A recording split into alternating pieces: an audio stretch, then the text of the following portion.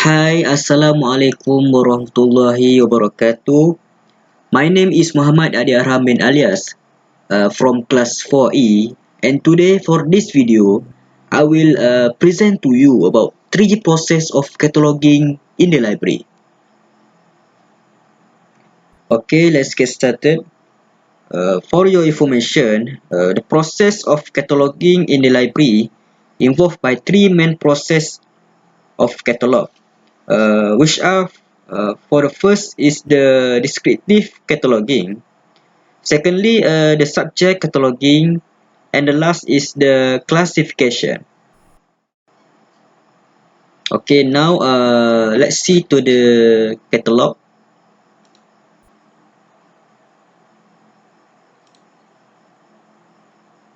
Okay, as you can see, this is a form of card catalog in the library.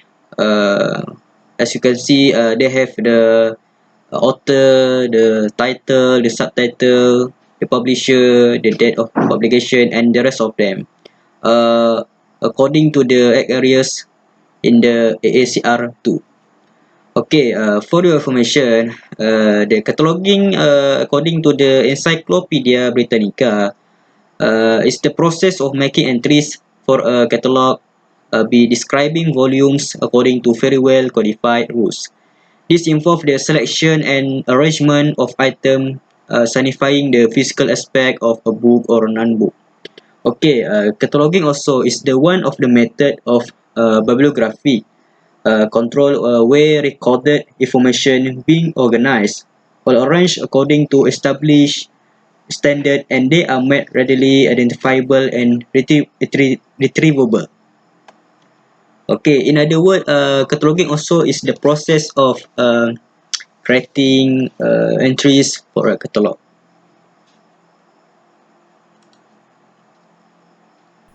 Okay, now let's see to the stage or activities that involved in the cataloging. Okay, I will show you. Okay, click here and yeah, this here. Okay, this is of the stage that involved in the cataloging. For the first is we have to create the description of physical item. For example, like the magazine, the books, the encyclopedia, the journal, and the other periodical material.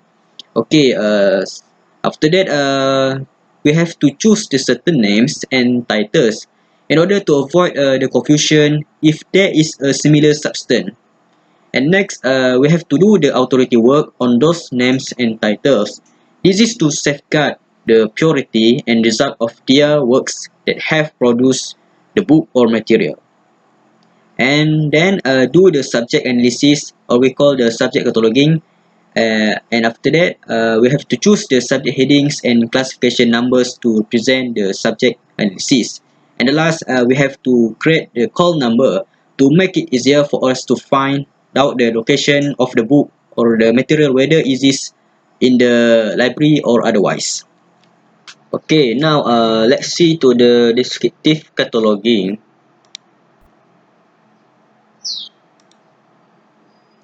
Okay, the descriptive cataloging is about to describe the physical makeup of an item and identifies the responsibility for intellectual content.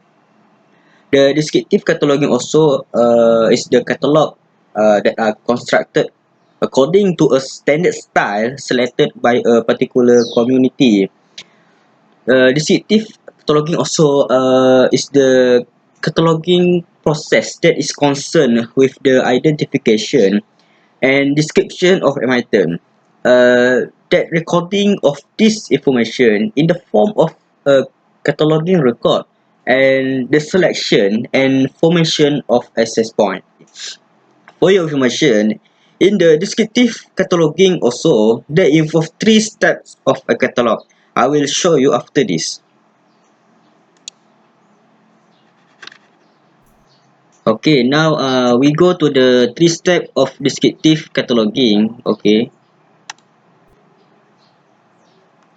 just click here and you will see the three steps. Okay, this list of 3 steps that involved in the descriptive cataloging. Okay, first is about the to physically description, which is a description of a particular item that started with a title and end with notes. According to the tag areas in the ISPD or AACR2. Okay. After that, we have to determine the main entry and edit entry or entries in uh, in the cataloging process. And the last, we have to identify the responsibility for the content of the material, which refers to the subject classification. Okay. Okay. Now, let's see to the first step in the descriptive cataloging. Okay. Now, let's see to the first step in the descriptive cataloging. Okay. You can see through this bubble. Okay. I will click for you. Okay. You see detail. Okay. I will show you. Okay. According to the step, for the first step, you have to identify the egg areas according to the ISBD and AACR2. For your information, the ISBD is the abbreviation for the International Standard Bibliographic Description, and AACR2 is the abbreviation for the Anglo-American Cataloging Rules Second Edition. Okay, in this area, you have to identify the egg areas. These are the list of the egg areas. Okay, I will explain to you one by one. Okay, for the first, you have to see the title and statement of responsibility, which is we need to look to the title of the book and who is responsible for the book. For example, we must look at the author of the book. If no, we can also see the editor of the book or anyone who acts on the book. Okay. Second is about the edition. Okay. In this, we can also look at the book edition, whether this is the first release, second or subsequent release. And then we have to look at the material specific details, um, which is to identify the type of material in word form. Okay, for example, like the serials, computer files, map, and music. And next, we can also have to look to the publication and distribution of the book, which is uh, who is distribute the books or the parties that responsible for the release of the book in the market. Okay, now let's talk about the physical description of the book. Okay, in this area, you have to look to the physical of the book. For example, you can see the height of the book and the width of the book. You can measure it in centimeter. Okay, and after that, you have to see the type of the cover use. For example, like the paperback, hardcover cast wrap, or hardcover dust jacket. And after that, you can also see the type of paper used, such as that like the glossy paper and so on. Okay. Okay, next, we can also look to the series of the book. Will it be the first series or no series at all? Okay, then we must also look at the notes content in the book or the material. For example, is there the illustration, bibliography, and so on included in the books or material. Okay, and the last, uh, you have to see the um, and identify the standard number in terms of availability of the book or material. Uh, this is in order to make it easier for us to track the location of the book either in the library or otherwise, and also to maintain the originality of the book from being misused by others. Okay, now we can see the second step in the descriptive cataloging. Okay. Okay, now let's see to the second step in the descriptive cataloging. Okay, we click the bubble. Okay, in this step, you have to write the access point for the book. For example, like what is the main entry of the book and what is the added entry of the book. Okay, this idea is to choose the main responsibility for the item or material, and what's left will be noted and credited in added entries. Okay, as you can see, I put the example for the main entry and added entry. Okay, as you can see, the main entry is the title. uh what happened. Okay, I will explain to you. Because the main entry is supposed to be the author or the person who is responsible for the book, but in this book, it is not clear who is the author and who is responsible to create the book. Okay, because of that we put the title as the main entry. Okay, the title as the main entry, and the added entry, we put the person who is refresh the book. Okay, like the Vincent Zazek. Okay, and the rest as the um, addition added entries. Okay, now let's go to the third step for the descriptive cataloging. Okay, now let's see to the last step for the descriptive cataloging. Okay, I will click for you for the last step. Okay, in the of descriptive cataloging, you have to determine the proper form for the names and titles selected as main and added entries. For example, I put the example for you. It's about the John Marshall as the main entry. The proper form in the main entry should be written as Marshall John. Okay, this is a proper form for the main entry, and you can also put the added entry as well in the proper form. Okay. Okay. Now let's go to the second point for the descriptive cataloging, which is the content of catalog. Okay. Okay, I will explain to you the content of catalog. Okay, as you can see, they have four elements. The content of catalog. First is about the headings, and second is about the description, and third is about the tracing, and the last is about the call number or the class number of the book. Okay, I as well put the example, the card catalog for the book. For example, you can see first you have to put the the call number, uh, and the main entry as the headings, the author who responsible, and the title until ISBN notes is the description, content of the catalog, and the below is tracing.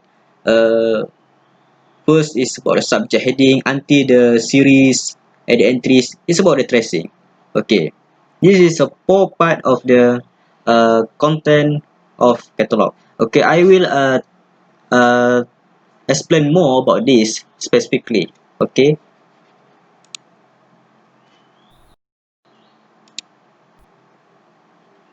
Okay, now let's go to the first content of the catalog, which is the heading. Okay, I will click for you. Okay, in the heading, three types of heading. First is about the author, and two the corporate name, and three the title. Okay, heading also called as the main entry and is part of the access point. Okay, as I said before, the main entry is about the who responsible to create the item or material. Okay, they have three item we can put.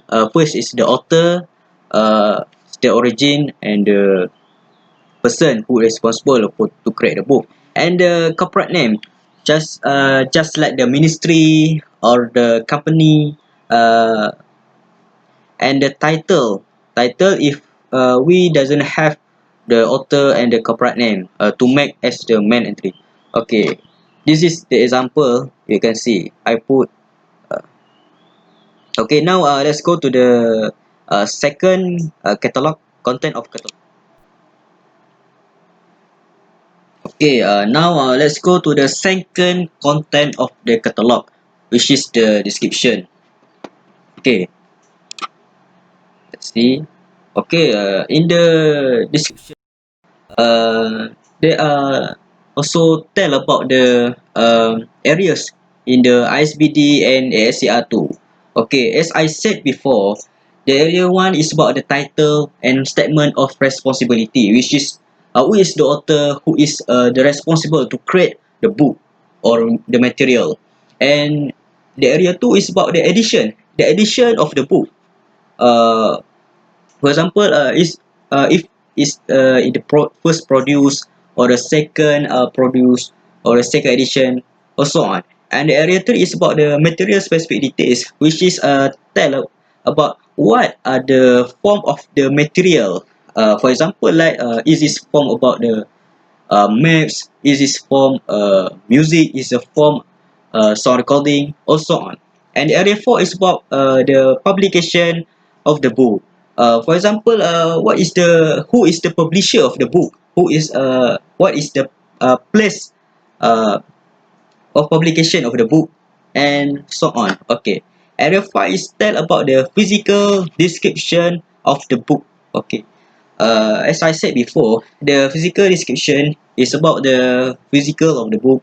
For example, what type of the paper used for the book, what the cover used for the book, what the height of the book, what the width of the book, and so on.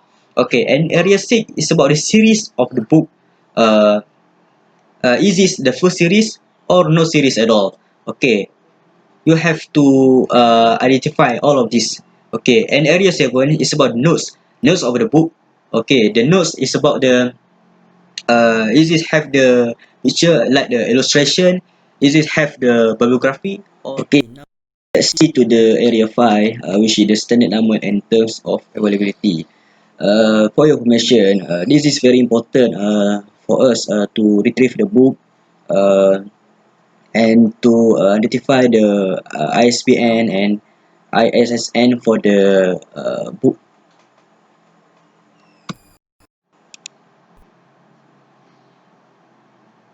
Okay, now let's go to the tracing, the next content of the catalog. Okay, the tracing is about the indication on the main catalog record showing under what are the additional headings, added entries, and the records of all the related reference can be made. Okay, as you can see, I put the example for the tracing. As you can see, the tracing is in the below of the card catalog, which is put the subject heading, the entries, also about the editor, the joint author, the added author. Okay, the added entry is about the uh, it's about the content, the addition content we can put uh, about the books or the or so on. Okay. Okay, now let's go to the last content of catalog in the descriptive cataloging, which is the call number. Okay, the call number is consisting of the class number, book or item number, that sometimes other data such as a date, volume number, copy number, which provides identification of an individual item and its shelf location. Okay, uh, for your information, this call number is more important because the call number can make it easier for us to retrieve the book as soon as possible without wasting our time. And as you said, I also put the example, uh, the card catalog, which is provide the call number. Okay, as you can see, the call number at locate at the top of the card catalog. Okay, in here. Okay. Okay, now let's go to the last point for the descriptive cataloging. Okay. Okay, the last point is about the tools that used in the descriptive cataloging. Okay, I will click here.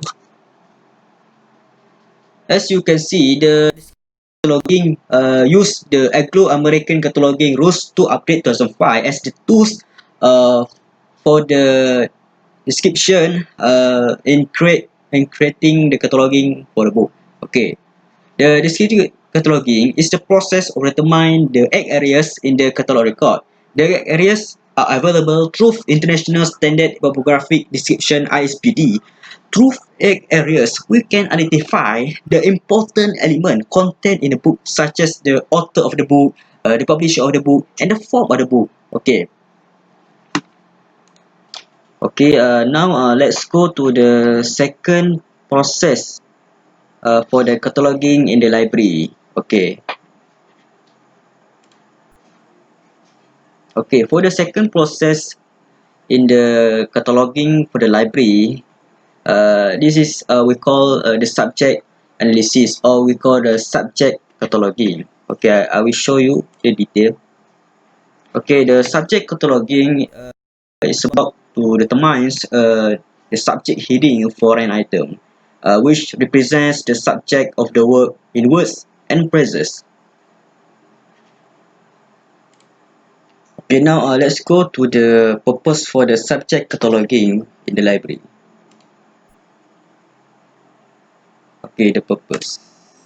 Okay, the purpose for the subject cataloging for the library. First is to provide the access by subject to all the relevant materials, and next is to bring together all reference in one subject together, and also to provide the entry at any levels of analysis, and last is to provide a formal description of the subject content of the item.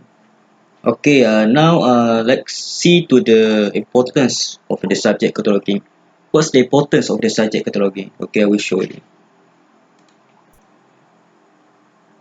Okay, this is the importance of the subject cataloging. Okay, the subject cataloging important is to help us in determining the subject content when the title of the work doesn't completely indicate what the material is all about, and this is also to provide the access to all relevant materials by the subject, and also to bring together all reference to materials on the same subject.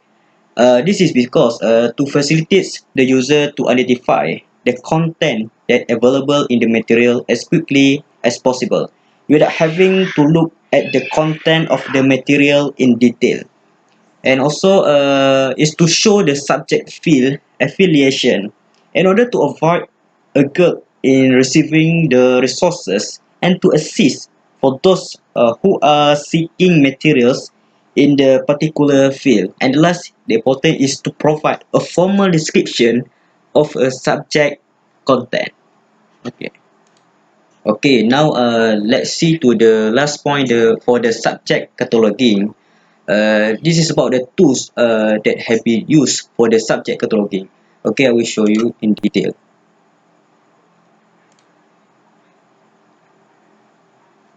Okay, for the subject cataloging, there are two tools that have been used for the subject cataloging.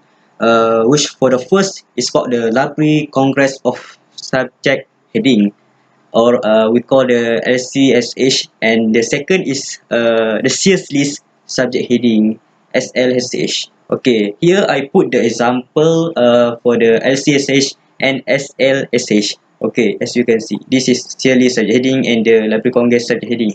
Okay, for your information, for the library, they have to choose one of them, and they doesn't have to choose two of them, only choose one. Okay, because these tools are different, and the format is very different, and the library have to choose one of them. Okay, I will explain to you the briefly about the Library Congress subject heading and CSG subject heading. Okay, STSH comprise a thesaurus of subject heading that maintained by the United States Library of Congress for use in bibliographic records, and SLSH is a known tool for assigning a standardized subject heading to all types of document in a general small libraries having up to 20,000 titles in all subjects in the world. Okay, now let's see to the third process for the cataloging in the library, and the last process for the cataloging. Okay, I will show you the last process. Okay, the last process for the cataloging in the library we call the classification process. Okay, I will show you the detail. Okay, the classification is about to determine a classification number for an item which represents the subject of the work in a number or letters and provides a location for an item in a collection. Okay, now let's see to the first point for the classification process. Okay, I will show you the detail.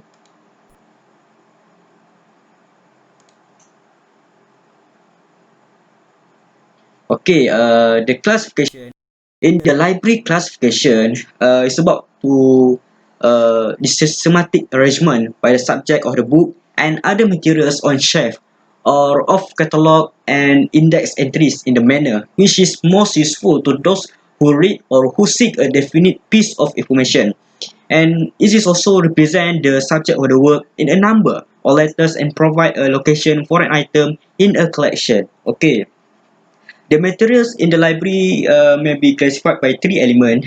First is a format, and the second is the user, and third is class by the subject or topic for the material. Okay, for the format, for example, the books, the serials, the reference, the audiovisual, fiction, and non-fiction. What type of the format of the book? And second, we arrange according to the user. What is the type of user is it? For example, like is this children? Is this adult? And foreign language? And we arrange according to the subject or topic. Okay, now let's see to the second point for the classification process for the cataloging in the library. Okay, okay. For the second point, it's about the objective of the classification process. Okay, what is the objective? Okay, the objective is to identify and locate a work through a call number and to group all works of a kind together. Okay, now let's see to the third point for the classification process in the library. Okay, the third point is about the basic concept for the classification. Okay, I will explain to you. Okay, the knowledge as a whole are divided into successive stage of classes and subclasses with a chosen characteristic for each stage. Okay, for example, like we arrange according to the particular field, like the science, and the subclasses about the zoology, and the other subclasses about the mammals and kids. Okay, we arrange it to the specifically to make it more clear and more understanding. Okay, the classification process also have have three stage, which first we have to begin with by determining the subject content, and then we have to identify the principal concept in the work under consideration, and the last we have to use the specific subfield number and available like this is for the example. Okay. Okay, now let's see for the last point for the classification, which is the tools. What are the tools for the classification? Okay, I will show you.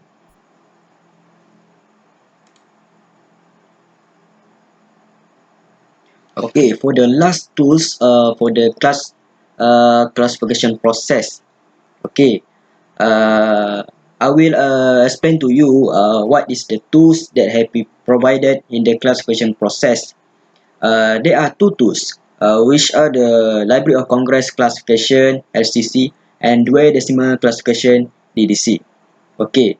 For your information, one library have only choose uh, one of these tools only in their library. Okay, as you can see, I put also the example for the Dwell Decimal Classification. Okay. For the Dewey Decimal Classification, you will see there are more. lot of number than the word or letters, because the number represent what type of the subject is it, and what the field of this subject is it. Okay, I also put the example for the Library of Congress classification.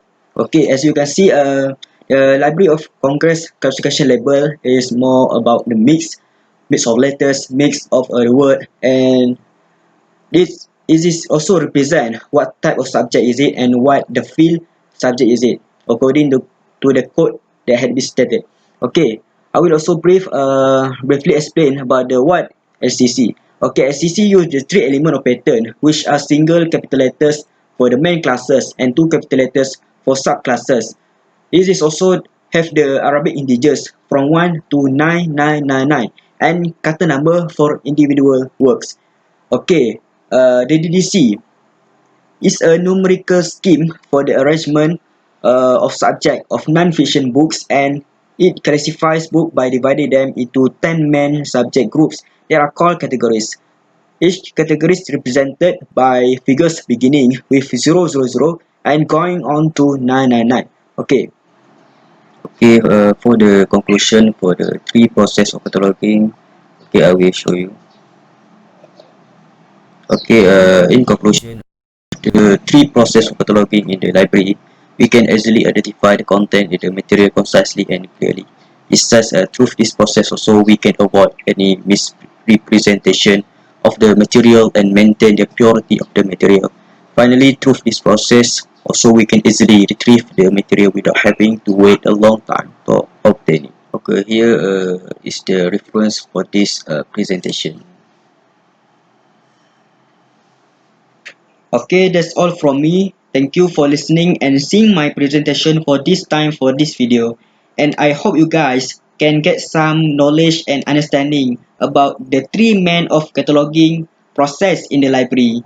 Okay, that's all from me. Thank you.